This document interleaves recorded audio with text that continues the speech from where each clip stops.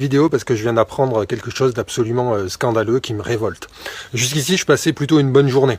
Ce matin, à l'Assemblée nationale, une très large majorité de députés ont voté une résolution qui appelle Emmanuel Macron à faire barrage à l'accord de libre-échange entre l'Union européenne et les pays du Mercosur. Pas simplement à négocier une clause de sauvegarde ou des mesures miroirs ou je ne sais quoi qui ne changeront rien à l'économie générale de l'accord, mais non, les députés lui demandent de s'y opposer, de construire une minorité de blocage avec d'autres pays pour que cet accord ne voit pas le jour. Donc ça c'est plutôt une bonne nouvelle et c'est la preuve, c'est ce que nous disons depuis des années, qu'il n'y a pas de majorité politique, il n'y a pas de majorité sociale dans ce pays pour cet accord de libre-échange et que donc du coup la France a la possibilité, a le pouvoir avec d'autres pays de bloquer cet accord. Elle en a maintenant le devoir moral, le devoir politique pour être en accord avec l'essentiel de la population en France, l'essentiel de la société civile. Et qu'est-ce que j'apprends un peu par hasard? C'est qu'au même moment, au ministère des Affaires étrangères et à l'Élysée, eh bien, des lobbyistes brésiliens, des lobbyistes de l'industrie, des lobbyistes de l'agroalimentaire, de l'agro-business sont reçus en grande pompe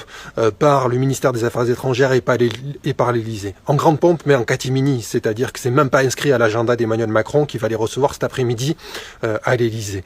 Et pourquoi faire cela? Parce que, en fait, eh bien, ce sont des lobbyistes qui promeuvent cet accord de libre-échange. Il y avait une table ronde ce matin qui a parlé des bienfaits de l'agro-business brésilien pour la sécurité alimentaire, les bienfaits de cet accord de libre-échange pour importer plus de produits agroalimentaires venant du Brésil. Mais franchement, c'est une honte que ceci se passe aujourd'hui sous les ordres de la République, et ce alors que nous, organisations de la société civile, 46 organisations de la société civile ont écrit à Emmanuel Macron au mois d'octobre pour lui dire qu'on l'appelait à ne pas ratifier cet accord-là. Zéro réponse. Par contre, tapis rouge pour les lobbyistes.